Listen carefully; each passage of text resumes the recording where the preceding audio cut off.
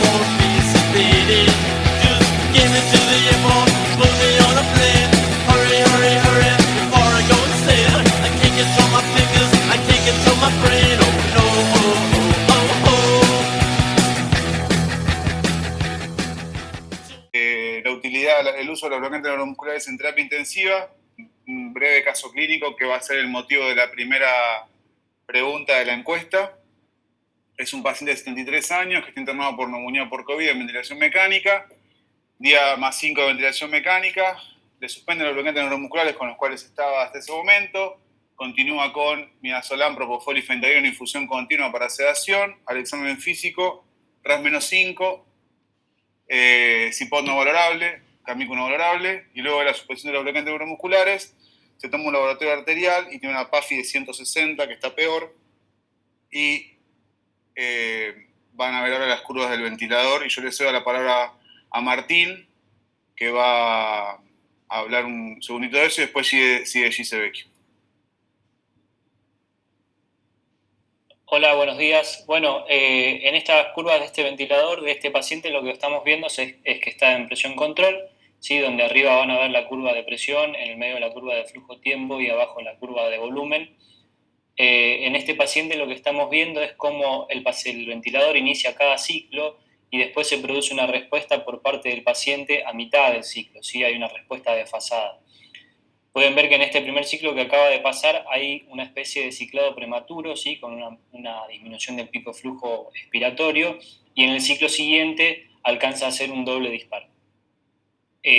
Por las características del paciente que está con un RAS de -5, con sedación pesada y el antecedente del distrés severo, lo que nosotros pensamos es que es una sincronía de trigger reverso que provoca en un principio el ciclado prematuro, donde no alcanza a vencer el trigger y desencadenar un doble disparo, pero después consecuentemente lo realiza. Si se fijan, la respuesta se da a mitad del ciclo, donde debería haber una caída desacelerada del flujo, pero hay un aumento del flujo y después produce a fin del ciclo inspiratorio un nuevo aumento de este flujo, y después desencadena un doble disparo con el consiguiente aumento y sumatoria de volumen, ¿no? Ya en la próxima parte les voy a contar cuáles son las consecuencias de esto. Perfecto. Bueno, entonces la primera pregunta es si todos pudieron entrar, espero que sí. Elijan qué hacemos con ese paciente. La primera opción es profundizar sedación, por ejemplo, agregar ketamina o el sedante que les guste. Indicar bolo de bloqueante neuromuscular. La tercera es revisar la calidad de las drogas, porque probablemente esté fallando porque las drogas son de mala calidad y no son iguales a las otras. Y la última es modificar el seteo del respirador. Yo voy a cambiar la pantalla para poder ver acá.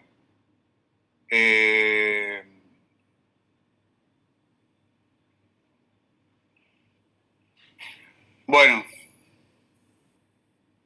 todos, no sé cuántos han podido votar, hasta ahora votaron 3 nada más, de 25, así que diría que no estamos teniendo una muestra muy representativa de todos. Hasta ahora casi todos dijeron modificar el seteo del respirador.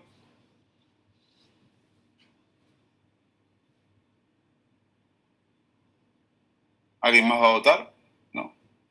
5, seteo del respirador.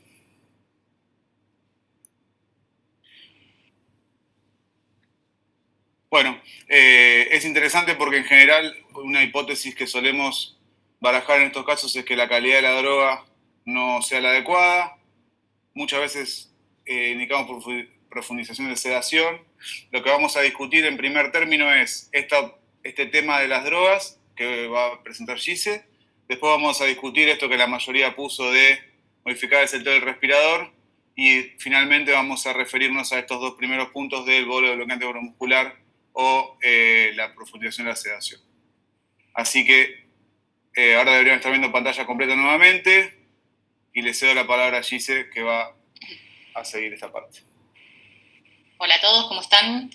Bueno, entonces vamos a hablar de este tema de qué respuesta esperamos de las drogas, si el problema cuando no vemos la respuesta que esperamos, a qué se puede deber. Siguiente, Fede. Entonces, estamos hablando de sedantes, analgésicos y bloqueantes neuromusculares. Si nos planteamos que están fallando, una de las dudas que generalmente surge acá y en general en Argentina, no es algo de otros lados, es algo idiosincrático de Argentina sospechar de un problema de calidad. Pero entonces primero arranquemos por preguntarnos qué respuesta podemos esperar de estos fármacos, porque la eficacia, una de las definiciones es esta, la capacidad de alcanzar una respuesta terapéutica. De un sedante podemos esperar que produzca al paciente ansiolisis, sedación o hipnosis. Lo podemos medir, sí, con las escalas como RASS o con parámetros objetivos como el BIS o el CONOS. De un opioide podemos esperar analgesia y dosis dependiente también hipnosis. Esto lo podemos medir con las escalas del dolor para pacientes comunicativos o no comunicativos que usamos en la terapia. De un relajante muscular esperamos relajación muscular, que lo podemos medir con el tren de 4 o también podemos ver si el músculo que queremos relajar no está relajado, por ejemplo, con las asincronías del respirador.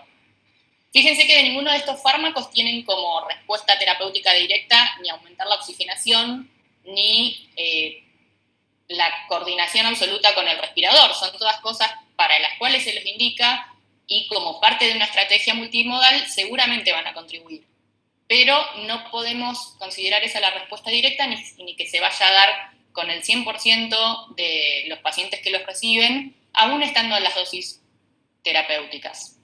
Y ninguno tiene como efecto terapéutico directo abolir completamente el drive respiratorio. El objetivo de los opioides y de los sedantes es disminuirlo por su efecto a nivel central, pero como vamos a ver un poco después también, en algunos casos, cuando es demasiado profunda la sedación, se da el efecto contrario precisamente, que haya drive. Y también uno busca bloquear la respuesta del drive respiratorio directamente en la placa neuromuscular con los relajantes, pero a todo esto hay estímulos que se oponen, la acidosis, la hipercapnia, otros efectos que se ven en los pacientes y otros factores que reducen su respuesta. Siguiente, Fede. Entonces, con cualquier fármaco que habláramos, un antibiótico, un antihipertensivo, un antiarrítmico, ¿todos los pacientes alcanzan la respuesta esperada? No, eso lo sabemos que no es así. En los ensayos clínicos siempre uno busca la mayor eficacia posible con los menores efectos adversos posibles, pero nunca la eficacia es del 100%.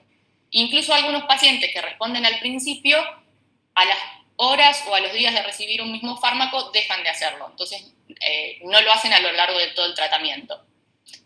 ¿Por qué falla a veces desde el principio? A veces son por alteraciones genéticas que alteran los receptores que ya de por sí van a tener una menor respuesta. A veces son por alteraciones farmacocinéticas que cuando está el volumen de distribución aumentado, la concentración en plasma y en los sitios de acción va a ser más baja. Eso, por ejemplo, es algo que se da en los pacientes sépticos y agravado por la reanimación con fluido. Tienen un montón de líquido en el que se va a distribuir el fármaco y entonces al sitio de acción llega menos.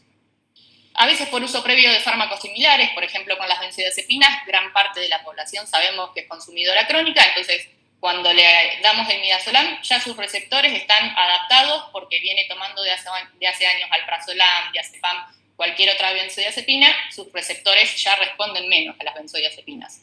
E incluso algunos tienen reacciones paradejales, como son fármacos inhibitorios, y estamos inhibiendo un centro inhibitorio, algunos pacientes paradójicamente se excitan más al recibir una benzodiazepina o algún sedante. Y el fenómeno que está súper descrito y conocido es el fenómeno de tolerancia o taquifilaxia. También se hace en la búsqueda bibliográfica, lo pueden comprar como resistencia directamente, porque cuando el receptor a ese fármaco se agota, dice no, me desacoplo, no respondo más, el fármaco no puede actuar, no puede continuar con esa señal que provoca su efecto farmacológico. Esto está súper conocido y descrito para las benzodiazepinas, para los opioides, para los relajantes neuromusculares. Siguiente, Fede. Particularmente con los relajantes musculares hay varias causas que se conocen y que se han estudiado que disminuyen su respuesta. En el gráfico este de concentración-respuesta, si se acuerdan de cuando estudiábamos farmacología, uno espera que a una determinada dosis haya una respuesta, pero algunos pacientes se logra una respuesta mucho menor o no vemos la respuesta. O se necesitan dosis tan exageradas para lograrla que mientras tanto actúa en otros receptores, provocándole efectos adversos como arritmias. También se sabe que hay fármacos que disminuyen el efecto de los relajantes musculares, como la furosemida en altas dosis, la fenitoína, la carbamazepina. Como les mencioné, la sepsis en la que por las variaciones del volumen y la aparición de mediadores inflamatorios antagonizan el efecto de los relajantes musculares. Otras alteraciones del paciente crítico que cuando se ha analizado qué pacientes respondían menos a la relajación muscular, como la hipertermia, la alcalosis, la hipercalcemia, la neuropatía periférica, hacen que respondan menos. Los grandes quemados es una situación particular que quedan más expuestos los receptores. En ECMO, por ejemplo, que puede darse la situación, el paciente requiera bloqueantes neuromusculares y esté en ECMO, no hay evidencia concluyente publicada, pero por ser drogas lipofílicas uno podría esperar que la membrana o las atrape o las oxide y que obtengamos menor respuesta. Y como les mencionaba, el fenómeno de taquifilaxia, resistencia, porque los receptores a acetilcolina se van adaptando, esto está súper descrito con los relajantes musculares. Ese cuadrito ahí de PubMed, si uno hace la búsqueda, hay 102 publicaciones al respecto de todo el mundo, de Europa, de Estados Unidos. Son del 90 y pico las publicaciones porque es algo que tiene fundamento farmacológico, se estudió en su momento, como que ni siquiera vale la pena seguirlo estudiando tanto porque se sabe qué pasa eso, se sabe los mecanismos por los cuales los receptores toman formas diferentes que responden nuevo, es súper estudiado y conocido, incluso de cuando los relajantes se usaban en anestesia, por lo que el riesgo es mayor cuando se lo utiliza por mucho tiempo. Por más de 48 horas es mucho más probable que el receptor se adapte y no responda el paciente a la misma dosis de relajante muscular. Pero es un fenómeno que se conocía incluso en anestesia, que en las horas que transcurre la cirugía se pierde el efecto del relajante. Siguiente, Fede. Pero bueno, la verdad es que esto lo sabemos, pero en la práctica quedó la costumbre en Argentina de sospechar de la calidad de las drogas. Entonces, primero tenemos que analizar el fundamento de nuestra sospecha. Nos pasó con todos los pacientes, desde el comienzo del tratamiento le dimos el relajante y no paraba de moverse, le dimos el sedante y estaba despierto. Esa también es una confusión a veces, cuando se evalúa eficacia de sedantes. Puede estar en RAS de -5, pero si se mueve sospechan que no está bien sedado. Y no, son dos efectos diferentes. El sedante no produce parálisis ni el relajante produce sedación. Entonces, está bien que en el momento con el paciente desadaptado es mucho más difícil hacer todos estos racionamientos lógicos. Por eso es la idea de estos ateneos, analizarlo ahora con tranquilidad para en el momento poder tomar una mejor solución que realmente sirva. Entonces, analizamos esto. ¿Lo vemos todos los pacientes o nos pasó con uno que justo estaba en ECMO, que justo estaba en shock séptico, que viene hace 5 días con el relajante? Revisemos la dosis, a qué velocidad están fundiendo. Pesa 85 kilos, no le va a hacer el mismo efecto esa dosis que a un paciente de 60 kilos. Revisemos la dosis kilo-minuto. Revisar estos factores que sabemos que alteran la respuesta, si está en ECMO, si está séptico, si pasó el tiempo. Recién si descartamos todas estas causas, uno podría, y nos pasa con todos los pacientes, uno podría sospechar de que haya un problema con el medicamento y reportarlo a MAC para que realicen el control de calidad. Que para esto este control de calidad lo realiza siempre el laboratorio antes de lanzar algo al mercado. Todos los lotes los abren determinada cantidad de ampollas, lo meten en una máquina que mide la cantidad y si le da que está ok, está ok. No se hace bioequivalencia porque estamos hablando de fármacos endovenosos. Entonces, si en la ampolla que dice 100 miligramos y miden hay 100 miligramos, eso por vena le llega al paciente a circulación directamente. No podemos sospechar de que tenga un problema de excipientes o de bioequivalencia como lo podríamos hacer si fuera un comprimido o algo que demos por vía oral. Esto al ser endovenoso, si medimos en la ampolla y está la cantidad que dice, es que está correcto. Siguiente, Fede. Como les decía, esto es muy frecuente que en Argentina se sospeche de la calidad. ANMAT todos los años recibe muchas muestras más que nada de sedantes, por ejemplo del midazolam. Todas las muestras que analizan les dan bien, y entonces lo que empezaron a notar es que los reportes no estaban bien hechos, no tenían una sospecha fundamentada, tal es así que diseñaron una ficha con estas preguntas que yo les hacía anteriormente. ¿En cuántos pacientes vieron ese efecto? ¿Hace cuánto tiempo que recibía el midazolam? ¿Cuánto pesa y qué dosis recibe? ¿Qué otros fármacos está recibiendo? Para que uno haga ese análisis previo y ver si tiene un fundamento esa sospecha. Por ejemplo, o también ante la duda, los fármacos que usamos son distintos que los de otros países. Por ejemplo, el propofol que tenemos, si se fijan en el frasquito, todas las marcas que tenemos son industria alemana e industria austríaca. Es exactamente la misma marca que utilizan en Europa y vemos los mismos problemas que ven en todos los países. Lo que pasa que cuando buscamos cómo analizan este problema en otros lugares, piensan en tolerancia y en todas las otras causas que en la estrategia multimodal de mejorar la adaptación a la ventilación mecánica y mejorar la oxigenación se puedan hacer. Porque si no, uno pierde tiempo y energía en pensar en problema de falta de calidad que no explica estos fenómenos, sino que tienen otras causas conocidas. Siguiente, creo que ya está. Y entonces, bueno, entre los relajantes musculares tenemos varios para elegir. Y lo que le pongo abajo son noticias de Chile y de España y de Estados Unidos en los que empezó a faltar el stock porque están igual que nosotros, y ellos incluso han estado peor. Nosotros en este momento tenemos 6, 7 pacientes con relajantes musculares todos los días, cosa que antes no teníamos, y en infusión en altas dosis. Entonces los laboratorios no dan abasto a proveer esas cantidades. Entonces tenemos que estar, hoy seguramente en un rato les avise si tenemos que rotar a atracurio o a rocuronio, porque ya ahora con pancuronio nos estamos quedando cortos. Entonces tenemos los diferentes relajantes musculares que difieren en su química y en su duración de acción. La mayoría de los trabajos en distrés respiratorio están hechos con cisatracurio, pero que es un relajante que no tenemos en Argentina, pero muy parecido a él el atracurio en cuanto a su química, en cuanto a su duración de acción. Por eso sería el de primera opción. Si querés, siguiente, Fede, que muestro ya en el otro. Entonces, ¿cuál podemos elegir para indicar en infusión? En los trabajos que leamos de afuera vamos a ver el cisatracurio, porque hay más estudios específicos en distrés respiratorio, tiene menos efectos adversos, no se acumula, pero no está disponible en Argentina, así que el cisatracurio descartado. El atracurio, que es muy parecido químicamente, incluso en estudios que los compararon, no específicos de distrés, pero que compararon uno con otro, tenían un perfil muy similar en cuanto a efectividad como relajante y a perfil de efectos adversos. Entonces es una muy buena alternativa. No se acumula en insuficiencia renal ni hepática porque se degrada directamente en plasma, así que no tenemos esa restricción en esos pacientes. Pero bueno, cuando está en falta y no nos queda otra opción que cambiar a otro. Y los que tenemos como segunda opción son pancuronio o rocuronio. También no hay gran diferencia entre ellos. En el hospital teníamos más experiencia por lo que se usaba hace unos años con las infusiones de pancuronio.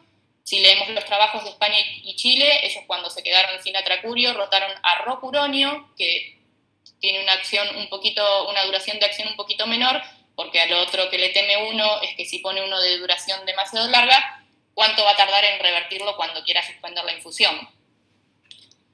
Y con estos dos, tanto con pancuronio como con rocuronio, tendríamos que tener más precaución en pacientes con insuficiencia renal o hepática, porque podrían acumularlos, porque se eliminan por hígado y por riñón, a diferencia que el atracurio.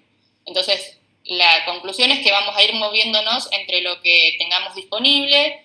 Tratemos de reservar el atracurio para los que tienen insuficiencia renal o hepática, eso ténganlo en cuenta, y también para cuando desarrollan tolerancia al atracurio es una buena opción rotar al pancuronio. Si bien puede haber tolerancia cruzada, eso se ha visto que rotar de uno al otro mejora esto. Quizás los receptores se adaptaron para una porción química muy específica de una molécula y siguen respondiendo a otra. Entonces, también tengámoslo en cuenta al rocuronio o al pancuronio si vimos tolerancia al atracurio.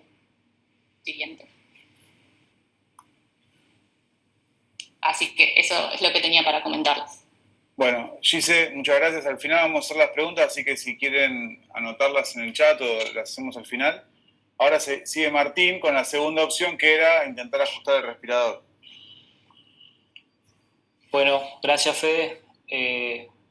Muy buena la presentación, Gise.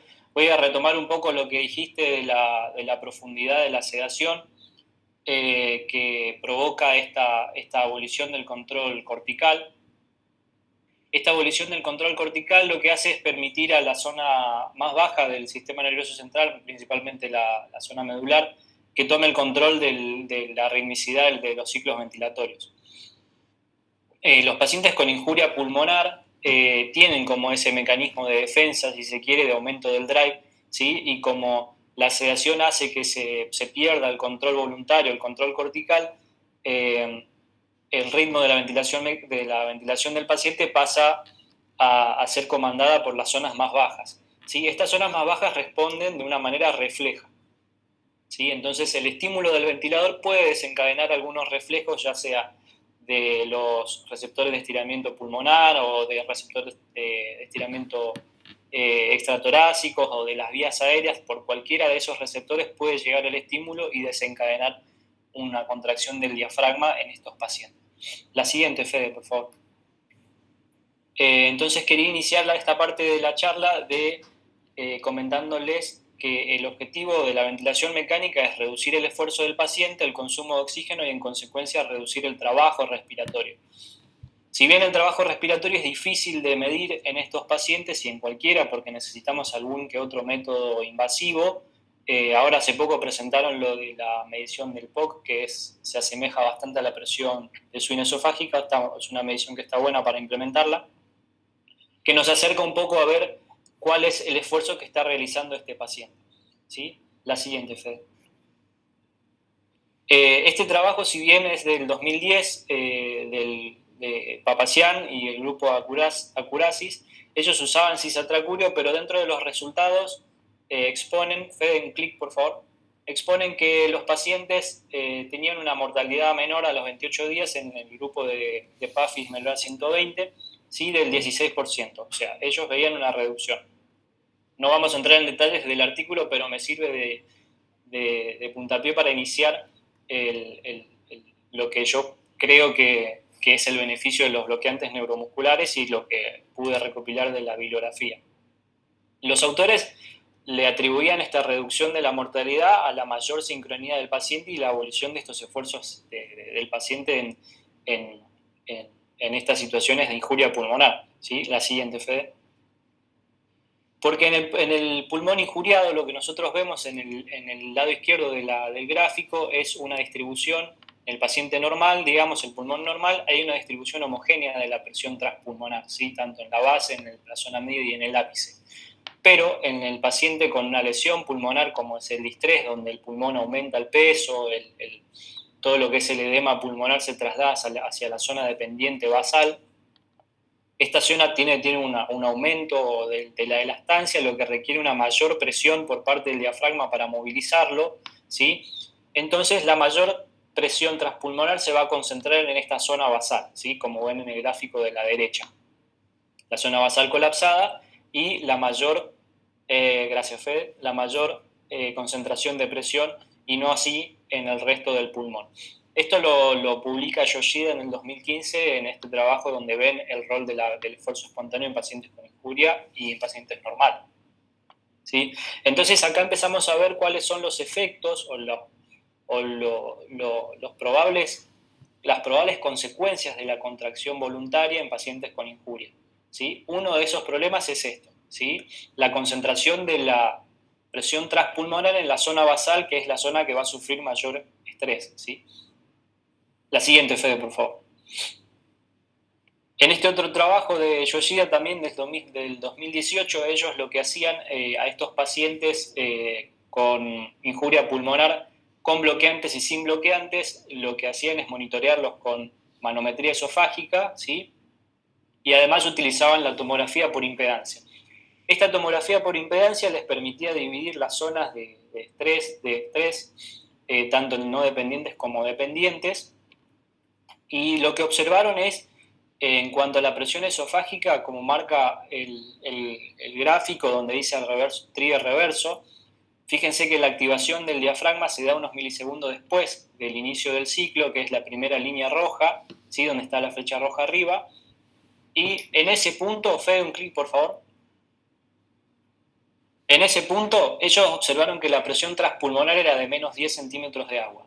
Esto sumado a la presión de la vía aérea nos da una transpulmonar bastante importante que en correlación a lo que decía Gollinger la vez pasada, que tuvimos la suerte de escucharlo, provoca una lesión del diafragma que se asocia a miotrauma, ¿sí? Entonces tenemos dos problemas: la consecuencia de la lesión pulmonar, ¿sí? Por esta presión transpulmonar y este estrés que le estamos proveyendo al pulmón en la zona dependiente, ¿sí? Y además el miotrauma. En consecuencia, hay un aumento del volumen en la zona dependiente. Y esto nos da paso a una siguiente consecuencia, ¿sí? Fede, por favor, la siguiente. La siguiente consecuencia es que la presión transpulmonar provocada por esta contracción del diafragma hace que haya una fuga de líquido que, como ya bien sabemos, en la lesión pulmonar, en la injuria pulmonar, hay un aumento en la permeabilidad capilar, y esta presión transpulmonar lo que hace favorece esa migración del líquido hacia el alvéolo, generando que mayor edema pulmonar y mayor peso en la zona basal. Siguiente, Fede, por favor. Entonces, la otra consecuencia de este movimiento del gas es el famoso efecto Pendeloof, que, como ven, es el mismo gráfico. Marcan nuevamente con la flecha el inicio del trigger reverso, donde no hay una nueva ganancia de volumen, no es que se desencadene un doble disparo, sino que ese mismo volumen que estaba ingresando al pulmón se redistribuye de las zonas no dependientes, que es la anteúltima curva. Fíjense que el volumen no aumenta, pero si vemos la curva de abajo, donde está el círculo rojo, el pulmón en la zona dependiente sufre un aumento del volumen equivalente, Fede, un clic, por favor, equivalente a 11 mililitros kilo, que es lo que describen estos autores del trabajo del 2018 de Yoshida. Como ven, es mucho volumen para esta zona dependiente, y estamos hablando de un strain local bastante importante, ¿sí? Entonces, con todos estos mecanismos que vimos, ¿sí? La presión transpulmonar aumentada, la redistribución del volumen por el efecto Pendeloof, hace que, más la fuga de líquido hacia el alvéolo, hace que se produzca un círculo que nosotros tenemos que tratar de romper en algún momento, ¿sí? Fede, la siguiente, por favor. Este gráfico es idéntico a lo que vimos en el video, donde ustedes ven en el primer ciclo que el paciente y el ventilador inician de manera sincrónica, pero ya en el segundo ciclo ven cómo inicia el ventilador y la respuesta del diafragma se da unos milisegundos después, casi al final del ciclo. Esto desencadena, si no vemos la presión esofágica, vamos a ver como un ciclado prematuro, que es lo que veíamos en el video, ¿sí? Acá la amputación del pico flujo expiratorio es más marcada, y un aumento del flujo teleinspiratorio.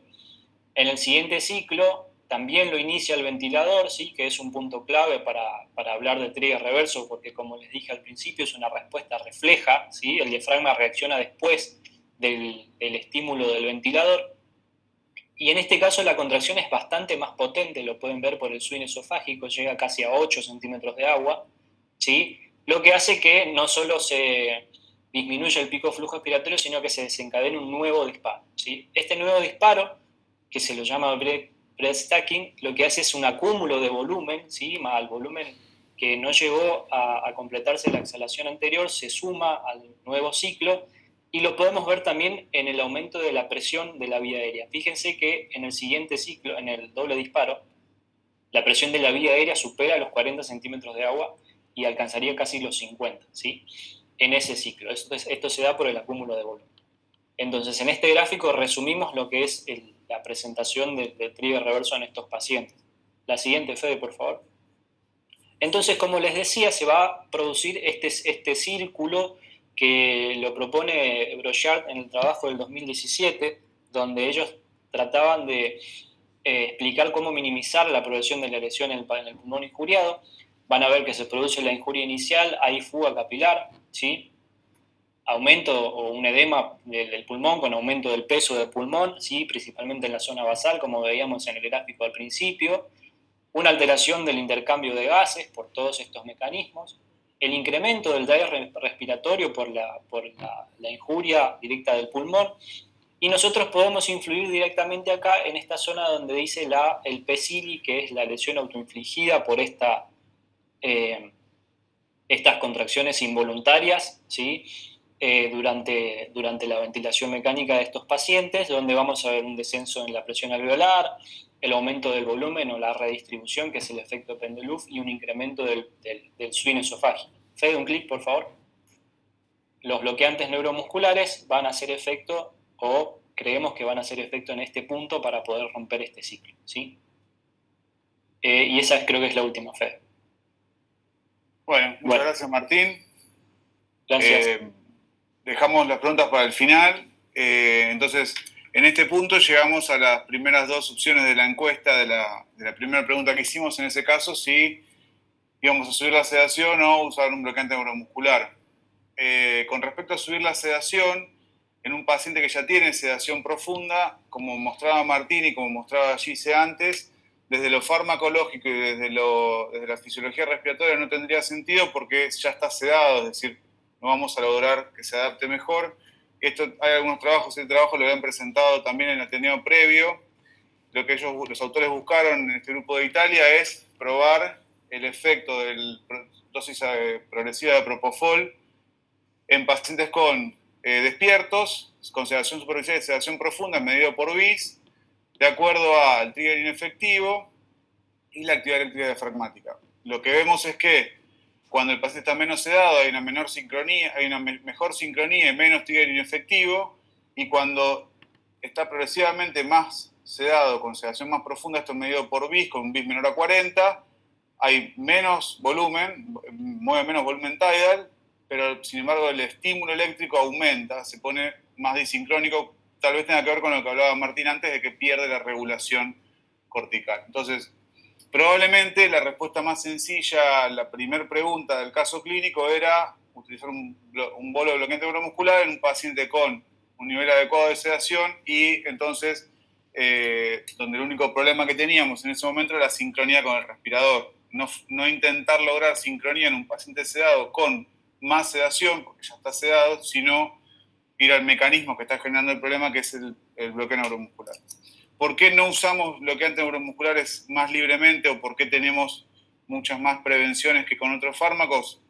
Principalmente por el riesgo de efectos adversos. El principal efecto adverso que se le atribuye a los bloqueantes neuromusculares es la debilidad adquirida asociada a los cuidados críticos. Este es un metaanálisis del 2020 que fue a ver específicamente la utilidad y los riesgos de los bloqueantes neuromusculares en pacientes en terapia intensiva, obviamente con distrés. Como suele pasar, encuentran pocos trabajos muy heterogéneos con algunos problemas de calidad, pero cuando fueron a ver MRC como medidor de debilidad al día 28 post-UTI y el riesgo de barotrauma, ven que el MRC como medidor de debilidad en terapia intensiva no es distinto en los grupos que reciben y no reciben bloqueantes neuromusculares. Lo mismo la debilidad al día 28 con una heterogeneidad bastante baja en ese resultado, y sí reduce el riesgo de barotrauma, probablemente por lo que mostraba Martín de los swings muy violentos de presión que hay en los pacientes con estímulo, con impulso espontáneo de ventilación. Los beneficios propuestos, Martín mostraba uno de los trabajos que se incluyen en este metaanálisis, que es el de Papazian, después hubo varios más. Hicimos hincapié en que no quisimos entrar al Ateneo alrededor de la utilidad o no de bloqueantes neuromusculares. Nos parece que es una herramienta más en un paciente que está asincrónico, y que por ende no vamos a enfocarnos en si eso solo va a cambiar el resultado. De hecho, lo que encuentran aquí no cambia mortalidad, no cambia en ventilación mecánica, mejora la PAFI recién a las 48 horas y reduce el riesgo de barotrauma. No está especificado en el metaanálisis, habría que ver cada estudio en particular qué pasa con las dosis de sedantes, y esto lo remarcamos porque si bien estos beneficios no se encontraron en cuanto a mortalidad en ventilación mecánica, si logramos reducir la dosis de sedantes porque no sobresedamos a un paciente buscando que se adapte a la ventilación mecánica, y logramos esa adaptación mediante el bloqueo neuromuscular guiado por objetivos de un periodo corto y ajustado a cada paciente, sí ahorraríamos, decía, la dosis final de sedantes, que sabemos que tiene un efecto deleterio sobre el paciente en cuanto a delirio, en cuanto a estadía en terapia intensiva, en cuanto incluso a mortalidad. ¿Cómo se monitorea? Y con esto ya estamos llegando al final. La única forma de monitorizar el bloqueo neuromuscular es mediante el TOF, que es el tren de 4. Tenemos varios equipos disponibles en Argentina. El más habitual es el que está en quirófano, que es un módulo que se adapta al Philips, y lo que tiene es un acelerómetro en el pulgar, se le ponen los electrodos en el antebrazo y el equipo cada 1 minuto, 2 minutos, depende de cuánto lo setee el médico, va a hacer la prueba y va a ir dando el índice TOF en el monitor. En terapia intensiva eso no está disponible. Primero porque no todos tenemos el monitor Philips que se adapta a ese módulo y después porque no llega el sensor tampoco, así que la opción que tenemos es el equipo individual, que es el MicroSteam. Hay otras marcas, esto en Argentina no se distribuye, con lo cual hay muy poca disponibilidad, pero lo que tiene en el equipo es este botón es el TOF, lo que hace son 4 estímulos a 2 Hz en 2 segundos, o sea, 2 estímulos por segundo de igual intensidad, y la idea es que se coloca sobre el nervio cubital, lejos de cualquiera de las estructuras musculares que yo busco estimular. ¿Por qué hago esto? Porque yo quiero que estimule el nervio y no estimule el músculo, porque si despolariza la placa del músculo va a dar contracción y no me está indicando el grado de bloqueo neuromuscular, con lo cual se pone el positivo a nivel distal sobre el nervio cubital, el negativo a nivel proximal, y lo que voy a buscar es la aducción del pulgar sobre el dedo. Y lo que van a ver es la respuesta es esto. No sé si se llega a ver, pero en este caso hay 4 estímulos y de los 4 estímulos hay 4 respuestas del pulgar y el índice. Es decir, en esta paciente que estaba con RAS de -5, con un distrés severo, con una PAFI de 100 y con una infusión continua de atracurio, si se presenta asincronía como la que vimos al principio, es probable que lo que tenga que optimizarse es la dosis de bloqueante neuromuscular. ¿Cómo se interpreta? En el caso de usar un monitoreo subjetivo como el que mostraba recién, yo voy a buscar que tenga entre 2 y 1 respuesta de las 4. Ese es el nivel adecuado de bloqueo neuromuscular. Si tiene más de 2, implica que está con un nivel de bloqueo inadecuado, y si tiene 0 respuestas, yo estoy habilitado a bajar la dosis de sedantes 10-20% en la infusión continua, como para ahorrar dosis total de bloqueante neuromuscular, perdón, no de sedantes, como para ahorrar dosis total. Por lo mismo que decía Gise al principio, no solo por la disponibilidad, sino porque también al estar en infusión continua el riesgo de acumulación, más que nada en pancuronio y rocuronio, es muy alto. Y nos lleva a la siguiente parte de todo esto, que es cómo monitoreamos la sedación en pacientes con sedación profunda. Esto quedó superpuesto. En el hospital tenemos disponibles 2 equipos, el máximo, que es el SedLine, que va a tener esta interfase, y acá atrás está el BIS, ahora les muestro. El más conocido es el BIS. Lo que buscamos es el número por un lado, que es la medida más inexacta, porque tiene muchas sutilezas que hay que interpretar. El registro crudo del electroencefalograma, que en el caso del SedLine tiene 4 derivaciones. Y esto que ven acá, que acá se ve mejor, que es el análisis espectral, que lo que hace es convertir de acuerdo a la potencia de cada uno de las derivaciones en un trazado que va en el tiempo. Lo que busco en SedLine es entre 25 y 50 como nivel de sedación, en el PSI, que es el índice que usan ellos, el Patient Status Index, y en BIS es entre 20 y 40, y el BIS es este monitor, que es el que ya es más conocido por todos. Lo mismo, el nivel de sedación medido por BIS, que es el más inexacto, entre 40 y 60 es el objetivo. En este caso es muy llamativo en este paciente porque tiene un BIS casi abolido, con una tasa de supresión, es decir, qué porcentaje del tiempo está con supresión de la actividad eléctrica, 94%, el objetivo es 0, y eso mismo se traduce en el análisis espectral, vemos que casi no hay ondas por encima de las frecuencias más bajas de entre 0 y 5 Hz, está toda la potencia del electroencefalograma casi abolida, que es lo que se traduce en este color azul casi homogéneo en ambos hemisferios. ¿Qué evidencia tenemos para el uso de BIS en terapia intensiva? Muy poca. Este trabajo, esta Cochrane del 2018, es lo que todos citamos como revisión más completa hasta la fecha. La evidencia que hay es poca y de baja calidad en general. Fíjense que de 4.200 registros que encontraron, solamente pueden sintetizar la evidencia de 4, y de esos 4 también tienen algunos problemas, con lo cual cuando hacen la tabla de resumen de la evidencia, la calidad de la evidencia que le dan según Grade es entre baja y muy baja, con un montón de llamadas de atención en cuanto a cómo se hizo cada trabajo, y peor aún, no pueden comparar outcomes que nos importarían comparar, porque no hay homogeneidad en cómo los evalúan, pero en definitiva, llamativamente, con baja calidad de evidencia, ven un mayor tiempo de estadía en terapia intensiva en los pacientes que fueron asignados a BIS, ven una diferencia clínicamente no significativa y estadísticamente no significativa en ventilación mecánica, y con respecto a los efectos adversos, es tan heterogénea la forma en la que los evalúan, es medio difícil sacar conclusiones, y con respecto al delirium en particular, tampoco pueden sacar conclusiones. En el hospital, en la terapia intensiva, estamos llevando a cabo un ensayo clínico controlado con respecto a la utilidad del BIS para reducir el riesgo de delirium en pacientes con ventilación mecánica y sedación profunda, que todavía está en curso. Bueno, con eso terminamos la presentación. So when it's 24 hours to go, I wanna be sedated. Nothing to do, nowhere to go. I wanna be sedated. Just give me to the airport, put me on a plane. Hurry, hurry, hurry, before I go insane. I can't control my fingers, I can't control my brain. Oh no, oh, oh, oh. So when it's 24 hours to go, I wanna be